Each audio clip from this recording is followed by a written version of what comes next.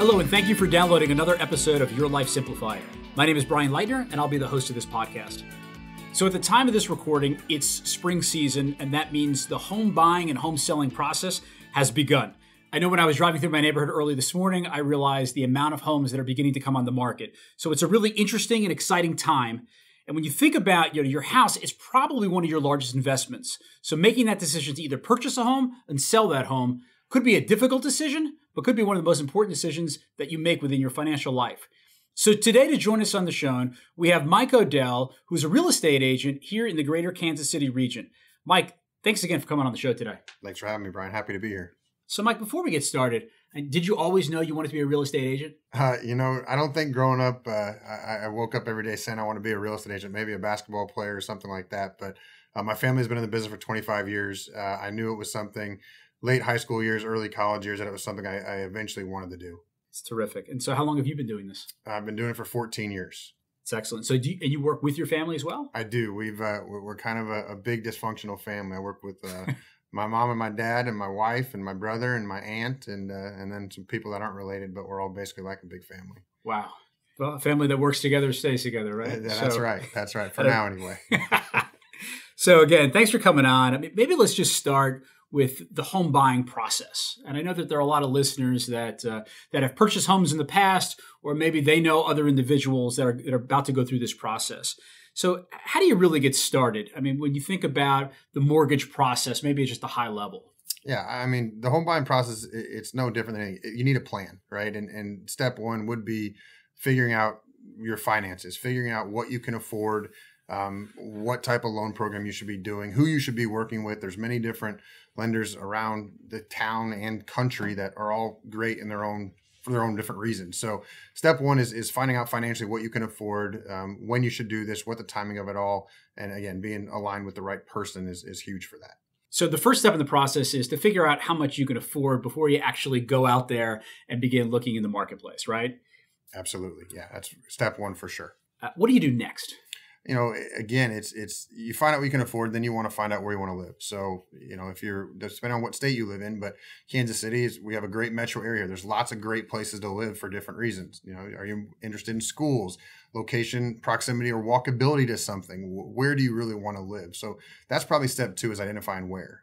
And then obviously step three is what? Do you want a home? Do you want a condo? Do you want something maintenance provided? Do you want 1 story, 2 stories, 3 stories? So there's a lot of pieces to that, but just kind of tailoring to what you want.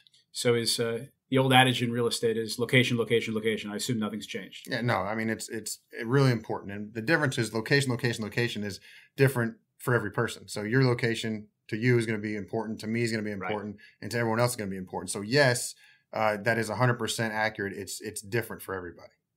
So you mentioned the different types of, whether it's buying a home or buying a condo or what that looks like. I mean, you spend some time as well in new builds as well, correct? Absolutely. Yeah. I mean, the home buying process, the contractual piece of it's pretty similar, but what you're doing, whether you're buying an existing home, whether you're building a home, if you're doing that brings a whole new set of people to the process and who's managing that and who's representing who. And so absolutely, we can guide you from step one of, again, what you want to building a home, or, you go and you take an elevator up to a condo that's been there for 50 years. It just depends. In general, I mean, the folks that you work with, how many homes do they see before they're actually interested in buying one? I mean, obviously you want to show them more than one, more than two, but yeah, is there a sweet spot? Again, that's a great question. Is it's all over the board. It truly is. I've been with people as recently as this week that first day out and you think you're window shopping, hey, we're not really ready, and you fall in love and you buy the second house you've ever seen. We've had that happen before, and I've shown people for I think my longest right now is 3 years that I worked with somebody who was actively looking for a home. 3 years, so and you still answer the phone. You answer the phone. They were awful nice people, so that helped. But and that was well over 200 homes that we looked at through that process. So it really depends, and I would say the average is probably 8 to 12 homes people look at before they buy. The reason I really asked that question is because when my wife and I went home shopping about 8 years ago, I went and I viewed about 5 to 10 homes, and I think she looked at about 120. Yeah, and so it's usually how it goes. Yeah. One person's more dominant than the other, and then you bring in and just make a decision. So how do you determine whether you're getting a good deal or not? Obviously, there are comps that people look at.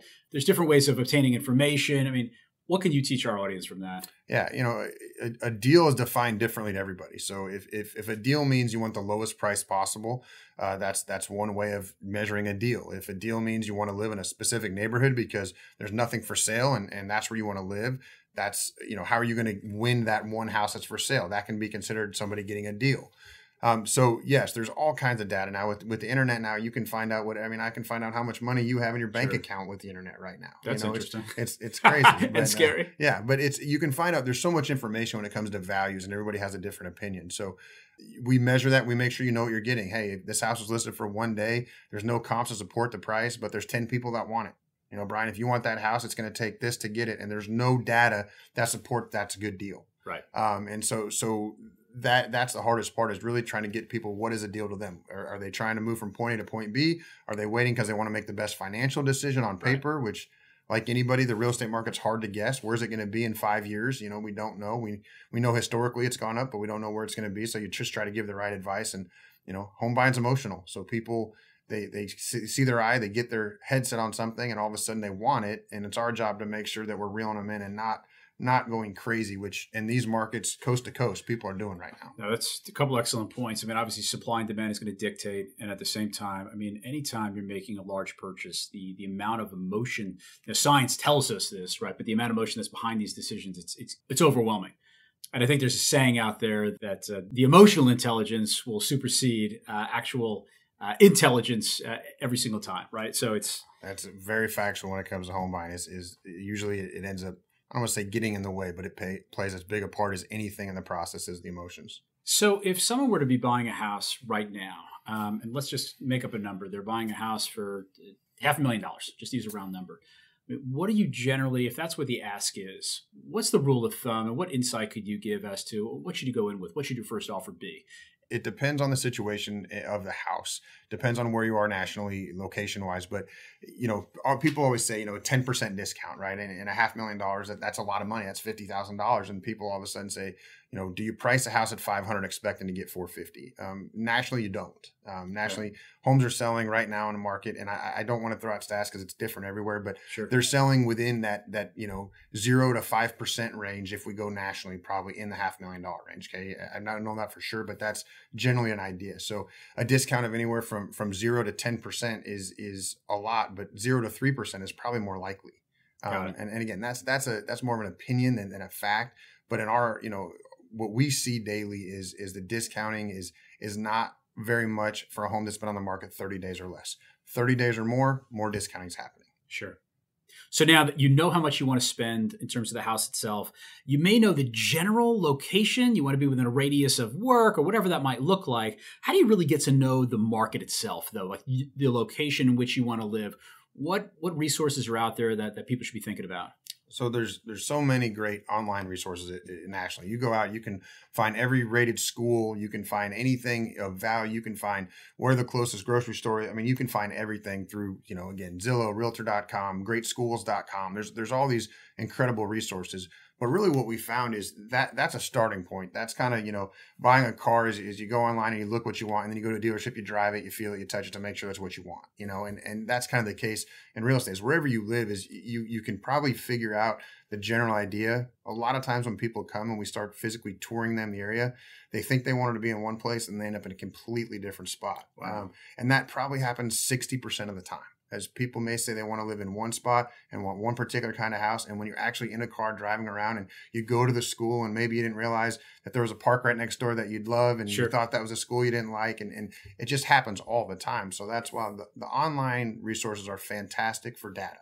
If you want data of test scores and this and all of the different things, they're phenomenal. But really what we're finding is you've got to be here. You've got to get boots on the ground. You've got to be toured by somebody to say, and opinions, the people who are experts in where they live usually have pretty good advice of, hey, here's why I live here, or here's why I used to live here, or I wish I lived here. It's usually a pretty strong point of reference. And if you're working with a professional who knows that area, they're already going to know about the schools because they've had these conversations. They've done the research, and you make an excellent point. Online resources are a great resource. but you truly need to hit the streets because you'll identify, just what else is going on in that neighborhood that you don't necessarily see online, right? It's so you get a true. sense for the community as well. And absolutely. In a house, a picture, it's not like a pair of shoes. If you get a size 11 of Nikes, usually you get it every time. It's the same thing. A house is so different as you can see all the pictures and think you love it. The majority of people that come to us with a house with pictures that they're in love with, they don't normally buy that house. It ends up being a house that maybe they didn't want to look at because of the online wasn't quite what they thought it was, and that they fall in love with it because of other reasons. And that is as true of a statement as I can give, and that happens all the time. Is people get all excited, they walk in and they didn't realize that it backs to the highway, right? Or they didn't realize that the neighbor's house is hot pink, or they didn't realize the things like that. It's kind of like the stories you hear of people that are on the dating websites and they have a picture. And then when you go ahead and see that person, it's a little bit different. Yeah, absolutely. I think that's a great analogy. So, Mike, let's say now maybe you're in a competitive situation. You don't even know exactly where you stand, but you can go back to my $500,000 example. Are there sort of tips and tricks as it relates to what else you can be doing besides, meeting the purchase price and continuing to bid that up? But if it gets aggressive, what are the other things that you can do maybe from a non-monetary perspective? Any suggestions there? Yeah, I mean, you kind of already touched on it, is emotion here. Emotion is involved with both the seller and a buyer. Some people are selling for good reasons. Some are selling for bad reasons. Some are selling, they're selling their mother's house that they grew up in and they're moving on to another place. So there's so many different things, and emotion's huge. So while monetary is important, that usually wins, 95% of the time, but a lot of times personal touches do. Sometimes you normally in our marketplace, you don't meet, buyers and sellers don't meet. They don't get to know each other. Sure. But sometimes they do. And if they do, that helps most of the time. But then personal touches is, a family picture or a letter. You've got to be careful with that from a legality standpoint. Depending on where you live, there's some legality on Fair Housing Acts of what you can and can't do. So I'm not telling you just write a letter and give a story, but consult your trusted advisor on that. But we've seen it help. It can help. And it definitely, again, it takes that, it puts a face with a name and brings that emotional connection, even if maybe you're not the strongest offer dollar-wise. Or maybe putting yourself in a situation where that seller is going to be at a particular event and then just happening to bump into them and creating a relationship from that perspective. Oh, we've had it happen from, the Home Depot paint store where people are buying paint and they've gotten to know each other, figured things out, to lines of grocery stores, to restaurants, and dots being put together. And look, it's competitive out there, right? Hey, it's not what you know, it's who you know. Exactly. I'm a firm believer. Thanks again for downloading this episode of Your Life Simplified, which is produced by Mariner Wealth Advisors. And at Mariner Wealth Advisors, we're here to serve as your advocate. We help people chart a course to reach their personal and financial goals so that they can have greater peace of mind that may lead to a more fulfilling life. We do this by always putting our clients first. Because as fiduciaries, we're required to provide guidance that's in the best interest of clients, not in the best interest of a company or shareholders or anyone else. So as you listen to this podcast and have questions about maybe your own financial situation, or would simply like a second opinion, or even you have an idea for a future podcast, please go ahead and email us at podcast@marinerwealthadvisors.com. If you found the information on this podcast valuable, please go ahead and share it with a friend or family member that you think might benefit from this information. And please don't forget to subscribe to this podcast so you don't miss an episode. Thanks for listening, and now back to the episode. So as part of the home buying process, you need to understand how much you can afford. You obviously want to work with a mortgage lender. I think most people are going to need a mortgage to buy a home. So where do you start? I mean, where is maybe the best place to get that mortgage? Yeah. So I'm a firm believer in relationships. Again, who you know, who do you know, or who does somebody you know trust that they've gotten a mortgage with? That in our marketplace and nationwide, that is still something that loans are becoming a commodity. You can get online, you can press a button, and you can be approved for a loan, and you can go through the process virtually. I've known people that have done it. They've had success doing it. There's all the companies we've heard of. All you have to do is turn on the TV or radio. You can hear them all day long. What I don't know is when there's issues. What I don't know is how those are handled at the last minute when maybe there's a document that wasn't signed right, or maybe there's something that was incorrect on an application, or maybe there's a thing that should not be something that derails a deal. But how is that handled? If you're with the right person, again, whether it's your local bank, now most of those banks have mortgage divisions, so you can walk in, you can meet somebody, you can talk to them, they're there every day, you can get to know them, or maybe somebody you know knew them, or there's the lenders or the brokers that are also usually locally wherever you live, and people you know, you can go see them, you can hand deliver your information to them, and you can get them on the phone in a second if there's an issue. So there's so many resources. Don't be sold on advertisements of rates and fees, because there's usually not the case. It's just like, you get what you pay for. You hear all these deals online. Usually when you call, it's not what it is. It's mortgages, especially. If you hear a rate at 2%, it's not accurate. Okay. You got to go with what common sense is. And if there's things being advertised that aren't real, trust me, it's not what it appears to be. So believe a relationship on the mortgage side is extremely important, in my opinion. Just like anything else, to your point. Absolutely. So, Mike, those are great thoughts around the home buying process. But what about the flip side? What if you are selling a home? Obviously, you want to put your best foot forward. You want to make sure that your house looks as presentable as it possibly can be. There's probably a laundry list of things that you need to do to bring it to market. So what are your thoughts as it relates to maybe what to fix, what to enhance, the rate of return on some of those investments, knowing that you're going to take this property now and sell it? Sure. Selling your home, what you do up front, you're going to get a return on the back end. And some people, don't want to do as much up front, and they just want to sell it as is. Some people are willing to spend money on a multitude of things. Again, you can cosmetically make it look better. You can make the landscaping, put some new mulch down, plant some flowers, touch up the paint, call it a day. That's going to help. Okay. But then you go further. How old is your roof? How old is your furnace? How is your air conditioner? What is it all in working order? What price point of home are you in? Is this a first time home buyer price point, or is just somebody who's buying their second or third home?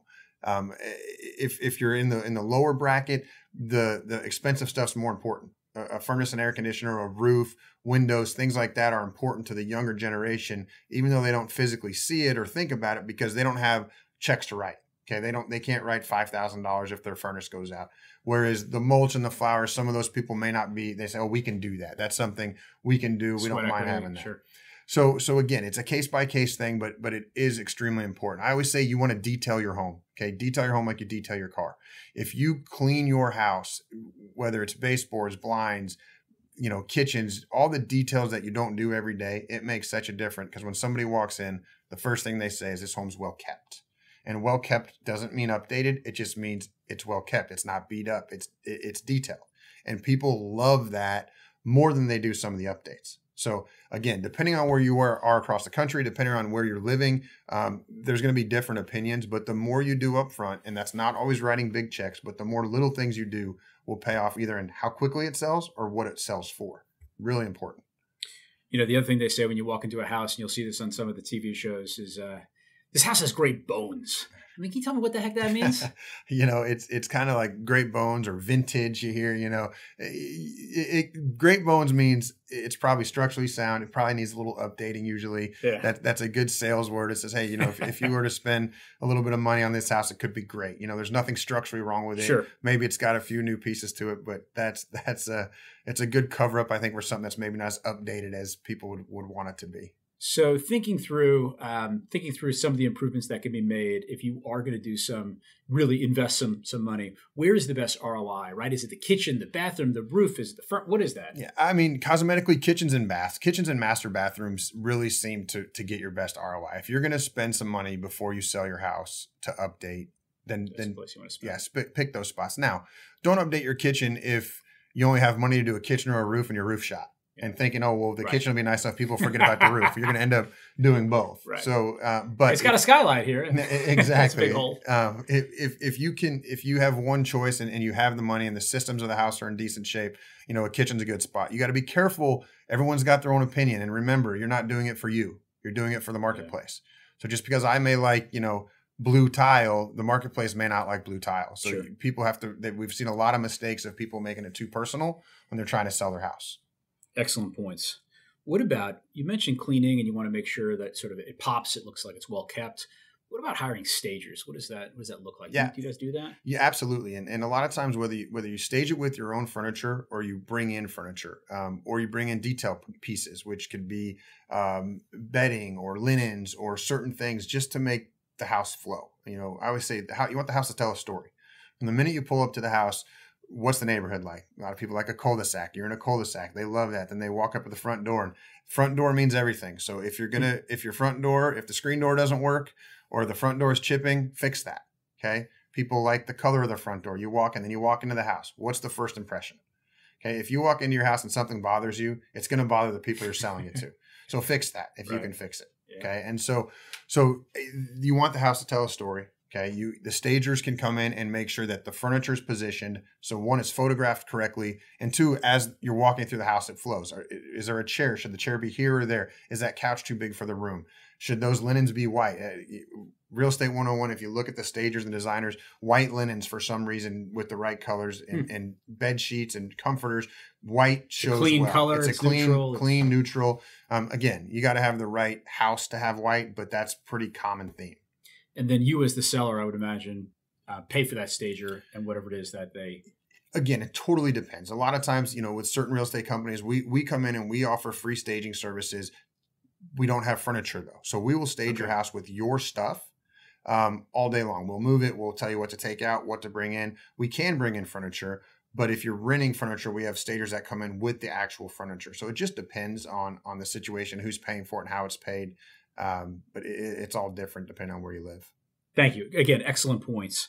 So the house is on the market now. You're selling it for X. You get that first buyer or that first opportunity. They come in and they are significantly coming in underpriced. I mean, you're getting a lowball offer. How do you manage that? Yeah, it's, first thing is setting expectations with the client is what's the market? Is your house in a desirable area? Is it going to sell quickly? What's your expectation? And the real estate professional should have an idea. We don't know for sure, but we should have an idea. Hey, this is going to sell in a minute with 5 offers, or we're being aggressive here with the price. This may sit for a little bit. We need to. So that's step one. But if you do get the offer, it's just, again, it's taking the emotion out of it and getting both parties to understand what we're trying to accomplish here. Some buyers the offer's low and we try to convince the seller that their house wasn't worth what it is. And sometimes a low offer brings a seller back to reality that says, my house isn't worth what I thought it was. Sometimes an offer is just thrown out there because you got the buyer that says, I'm deal hunting. I'm only going to buy a house on my terms. We always get it. Oh, I don't have to move. Right. Usually when people call us, they call us for a reason because they want to move. Nobody usually has to move. I mean, some people do, but so you just got to manage the expectations. You got to put both parties together, get with both agents, figure out what are we trying to accomplish. Is the seller set on their price? Is it a fair price? Is the buyer set on theirs? And is there somewhere, I don't like to say meet in the middle. That's a poor negotiation strategy, but if we're representing the seller, we want to meet where the seller's goals are. And if that's not the right buyer, you have to know when to move on as well. You can't hold on to the wrong buyer, the wrong offer, just because fear you won't get another one. There's got to be a plan for that. Makes sense. So, Mike, earlier you talked about it's all about who you know, right? I think we all know that when we're looking for professionals, you're looking for that trusted resource and that person you can partner with.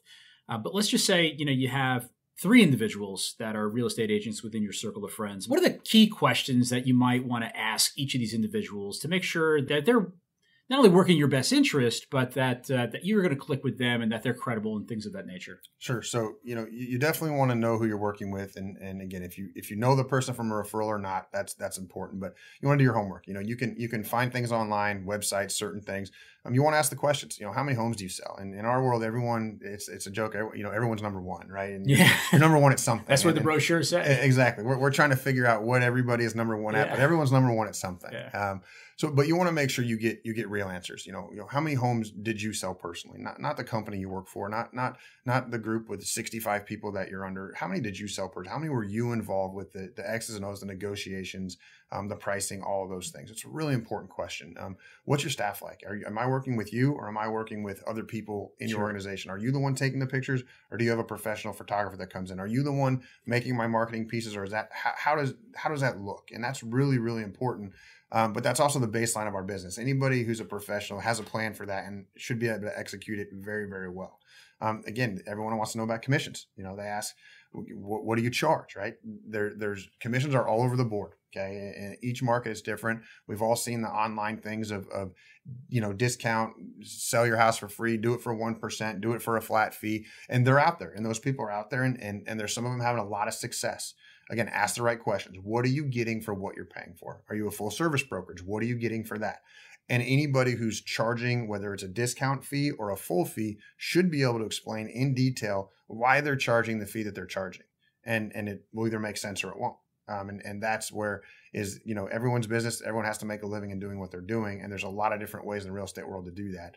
But it's important to know if you're charging a commission or you're paying somebody a commission, what are you getting for that commission? And if somebody can't articulate that, you may not have the right person. Yeah, well said. Thank you. I mean, there's in any industry, there's an opportunity to, to get a deal or to pay less on a transaction. And in an absence of value, I mean, that's a conversation to be had. But the reality is you're talking about, I mean, a real financial decision here. You don't have too many opportunities to do this in life. And so when you do it, you want to do it right. And you want to do it with the right people. So absolutely. Greatly appreciate that. So Mike, as a side note, I mean, I mentioned the bones of the house from some TV show that I watched. It was a TV show based on flipping homes and things of that nature. I mean, you watch any of these shows? I've seen them all. I can't say I rush home to watch any of them. We we definitely get a lot of questions. There's been a couple of the shows that have come in our market, and we've had clients, apply to them and things like that. I haven't appeared on one yet, but you never know. I'll keep you posted on that. So, I mean, just outside looking in, I mean, how many of these are successful? Because you see sometimes, anyway, you see folks that may not be professionals in the business, and they get into it, and you'll hear stories that I flipped this home and everything's been great. I gotta believe that is not the norm, right? I mean, you never hear about the disaster stories. Yeah, I mean, real estate is an attractive business. A lot of people want to be in real estate because there can be big margins in flipping houses and buying property and selling it, or a rental portfolio, or even, as a real estate agent, there's a lot of really successful real estate agents. What people don't realize is 7 out of 10 real estate agents start a business within 12 months. Okay. Wow. So there's very few people that make a living. The average real estate agent in the country makes less than $30,000 a year. Wow. Okay. So that's because there's so many people with licenses who are part-timers or aren't professionals. Sure. And that's great. It's a great hobby if you want to do it. It's a great license to have if you have a reason in your business. But a true real estate professional, just like a true mortgage professional, is somebody that's making a living doing it. It's what you eat, sleep, and breathe, and it's what you're an expert at, or a trusted advisor at, I should say. And that's the difference is, you need to make sure you're with the right people that are doing that. I know, before I was in the business, I needed the advice, if I was buying a house, what should I don't know what I'm doing. Same with buying a car. I don't like buying cars. I like somebody I trust helping me buy a car. Right. Like all important decisions, right? Absolutely. It's great to have that advocate for you. Absolutely. So Mike, before I let you go, we ask all of our guests the same question, and it's, what's the worst financial decision you've ever made? There's been a lot of them, but no, the worst decision is probably not listening at a young age to truly saving a good portion of what you make. And I know that's probably a cliche answer, but it's true. You've been in a business for 10 or 15 years, and you look at whatever level income, and all of a sudden you say, wow, I've made a lot of money, and where's it all gone? And that's probably I wish the 23-year-old me was here right now and could have said, hey, if you would have just done what a few people told you to do, where you might be, in your late 30s. It's just it's factual. Sure. And it's not anything to ponder. It's a fact. So that would be the biggest mistake, is maybe not being as diligent as I should have been at a young age, making a living. You've corrected that thus far, though, haven't you? That's right. Now I'm on the right path. I'm on the right path now. Well, listen, I would imagine there are a lot of people, including myself, that are in that same camp. And the fact that you're on track now, and if other folks maybe that have a little bit more time on their side can organize their financial situation and be in better shape for it in the future is terrific. So I really do appreciate you being here. Appreciate the tips. I think our listeners will get a lot out of this, whether they're buying a home, selling a home, know somebody who is, or they'll likely do so at some point in the future. So, Mike, thanks again for coming on the show. And thank you to all our listeners for downloading this and listening to this episode. And as always, if you have ideas, suggestions, or topics for future shows, please go ahead and email us at podcast@marinerwealthadvisors.com. Thanks again for listening. Mariner LLC, doing business as Mariner Wealth Advisors, or MWA, is an SEC registered investment advisor. Registration of an investment advisor does not imply a certain level of skill or training. MWA is in compliance with the current notice filing requirements imposed upon registered investment advisors by those states in which MWA maintains clients. MWA may only transact business in those states in which a notice has been filed or qualifies for an exemption or exclusion from notice filing requirements. Any subsequent direct communication by MWA with a prospective client shall be conducted by a representative that is either registered or qualifies for an exemption or exclusion from registration in the state where the prospective client resides. For additional information about MWA, including fees and services, please contact MWA or refer to the Investment Advisor Public Disclosure website at www.advisorinfo.sec.gov. Please read the disclosure statement carefully before you invest or send money.